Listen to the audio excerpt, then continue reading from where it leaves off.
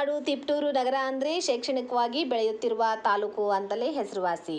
ಇಲ್ಲಿ ತಲೆ ಎತ್ತಿರುವ ಶೈಕ್ಷಣಿಕ ಸಂಸ್ಥೆಗಳಿಂದಾಗಿ ಇಂದು ಶಿಕ್ಷಣ ಕ್ಷೇತ್ರದಲ್ಲಿ ತನ್ನದೇ ಆದ ಹೆಸರು ಮಾಡಿದೆ. ಇಡೀ ರಾಜ್ಯಕ್ಕೆ ತೆಂಗನ್ನು ಸರಬರಾಜು ಮಾಡುವ ತಾಲೂಕಿನಲ್ಲಿ ತಿಪಟೂರು ಮುಖ್ಯ ಪಾತ್ರ ವಹಿಸುತ್ತದೆ. ಇಂತಹ ನಗರವನ್ನ ಜಿಲ್ಲೆಯನ್ನಾಗಿ ಮಾಡಿ ಅನ್ನೋ ಕೂಗು ಕೂಡ ಕೇಳಿ ಬರ್ತಿದೆ. ಆದರೆ ಇದೆಲ್ಲದರ ನಡುವೆ ಇಲ್ಲಿ ಅವ್ಯವಸ್ಥೆಯೂ ಕೂಡ ತಾಂಡವವಾಡುತ್ತಿದೆ. ನಗರಸಭೆಯ ನಿರ್ಲಕ್ಷ್ಯದಿಂದ ವಾಹನ ಸವಾರರು ಜೀವ ಭಯದಲ್ಲಿಯೇ ಸಂಚರಿಸುವಂತಾಗಿದೆ. ಕಲ್ಪತರು ತಾಲೂಕಿನಲ್ಲಿ ಮೊನ್ನೆ ತಾನೇ ಜನರು ನಗರಸಭೆಯ ವಾರ್ಡ್ಗಳು, ಮುಖ್ಯ ರಸ್ತೆ ಹಾಗೂ ಅಡ್ಡ ರಸ್ತೆಗಳಲ್ಲಿ ನಾಮಫಲಕಗಳಿಲ್ಲ, ನಾವು ವಿಳಾಸ ಹುಡುಕೋದು ಕಷ್ಟವಾಗ್ತಿದೆ ಅಂತ ಅಧಿಕಾರಿಗಳ ವಿರುದ್ಧ ಆಕ್ರೋಶ ವ್ಯಕ್ತಪಡಿಸಿದ್ರು. ಇದರ ಬೆನ್ನಲ್ಲೇ ಈಗ ಒಳಚರಂಡಿಯೊಂದು ಸಾವಿಗೆ ಬಾಯಿ ತೆರೆದು ಕೂತಿದೆ. ನಗರಸಭೆ ಹಾಗೂ ಅಧಿಕಾರಿಗಳ ನಿರ್ಲಕ್ಷ್ಯಕ್ಕೆ ಜನರು ರೋಸಿ ಹೋಗಿದ್ದಾರೆ. ಎಷ್ಟೇ ಬಾರಿ ಅಧಿಕಾರಿಗಳಿಗೆ ಮನವಿ ಮಾಡಿದ್ರೂ ಕ್ಯಾರೆ ಅನ್ನುತ್ತಿಲ್ಲವಂತೆ. ಹಾಸರ ಸರ್ಕಲ್ನಲ್ಲಿ ಒಳಚರಂಡಿ ವ್ಯವಸ್ಥೆ ದುಸ್ಥಿತಿಯಲ್ಲಿದೆ. ಈ ಸರ್ಕಲ್ನಲ್ಲಿಯೇ ಅತಿ ಹೆಚ್ಚು ಜನರು ಪ್ರತಿನಿತ್ಯ ಸಂಚರಿಸುತ್ತಾರೆ. ಇಂತಹ ರಸ್ತೆಯಲ್ಲಿರುವ ಈ ಚರಂಡಿಯಿಂದಾಗಿ ಅಪಘಾತಗಳು ಸಂಭವಿಸುತ್ತಿವೆ. ಜೊತೆಗೆ ನಡೆದುಕೊಂಡು ಓಡಾಡುವ ಜನರು ಮೂಗು ಮುಚ್ಚಿಕೊಂಡು ಓಡಾಡುವಂತಾಗಿದೆ. ಸರ್ಕಲ್ನ ಮುಖ್ಯ ದ್ವಾರದಲ್ಲಿ ಸಿದ್ಧಗಂಗಾ ಬೇಕರಿ ಹಾಗೂ ಕಲ್ಪತರು ಇಂಜಿನಿಯರಿಂಗ್ ಕಾಲೇಜ್ ಕೂಡ ಇವೆ. ಇಲ್ಲಿ ಓಡಾಡುವ ವಿದ್ಯಾರ್ಥಿಗಳ ಪರಿಸ್ಥಿತಿಯಂತೂ ಹೇಳತಿರದು.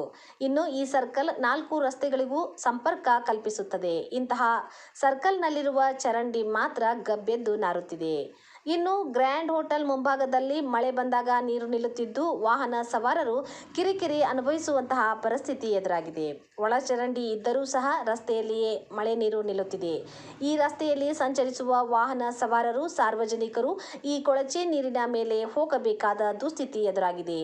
ಇನ್ನಾದರೂ ಸಂಬಂಧಪಟ್ಟ ಅಧಿಕಾರಿಗಳು ಇತ್ತ ಗಮನ ಹರಿಸಿ ಸಾರ್ವಜನಿಕರು ಹಾಗೂ ವಿದ್ಯಾರ್ಥಿಗಳ ಸಮಸ್ಯೆಗೆ ಪರಿಹಾರ ಕಲ್ಪಿಸಬೇಕಾಗಿದೆ. ಮಂಜು ಗುರುಗದಹಳ್ಳಿ, ಭೀಮಾವದ ನ್ಯೂಸ್, ತಿಪಟೂರು.